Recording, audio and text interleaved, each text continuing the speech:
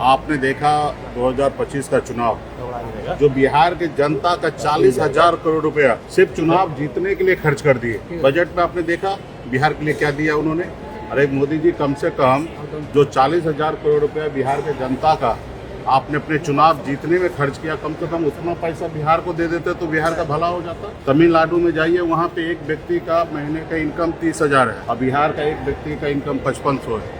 आप समझिए कि कितना बड़ा फासला होते जा रहा है। और शिक्षा के लिए सरकार के पास कोई विजन ही नहीं, बजट ही नहीं बनता है। जो 24-25 का बजट था उसमें 10,000 करोड़ रुपया खर्च नहीं हुआ। 150 करोड़ की आबादी है और वहाँ पे बाप का पैसा खर्च नहीं होता है। इस बार जो बजट उन्होंने पेश किया है उसमें सरकार के पास पैसा नहीं है। 30% पैसा जो भी बजट उन्होंने पेश किया उसमें 30% पैसा ब्याज पे लेंगे। खास करके मोदी जी और देश की गद्दी के साथ, देश के युवा के साथ, देश के किसान के साथ, गरीब मजदूर सभी के साथ मजाक कर रहे हैं।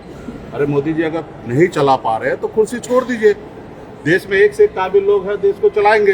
किसी राज्य में कोई मुख्यमंत्री का कोई वैल्यू नहीं मोदी जी के सामने में, और देश इनसे चल नहीं रहा। एक जो हमारा जो देश में बजट है, स्वास्थ्य पे जो बजट होता है या शिक्षा पे बजट है, उससे 8 गुना 9 गुना ज्यादा तो हम देश में हम इंटरेस्ट भरते हैं, ब्याज भरते हैं। देश की जनता, युवा, पढ़े लिखे लोगों को अभी सोचने की आवश्यकता है। हमारा जो भूमिका है वो हम लोग तो कर रहे हैं। अभी देश के हर एक नागरिक को ये बात समझना है कि देश में लोकतंत्र जिंदा रहना चाहिए या नहीं रहना चाहिए। यूं ही पैसा खर्चा करके ईडी, सीबीआई, चुनाव आयोग का इस्तेमाल करके क्या कुर्सी पे बैठा रहना उचित है?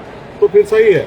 ये अगर उचित नहीं है, अगर ये सब कर रहे हैं उचित नहीं है, तो देश की जनता को भी निर्णय लेना है इसी सरकार को बदलने का। तो ऐसा मौका आएगा जनता के पास, जनता बदले।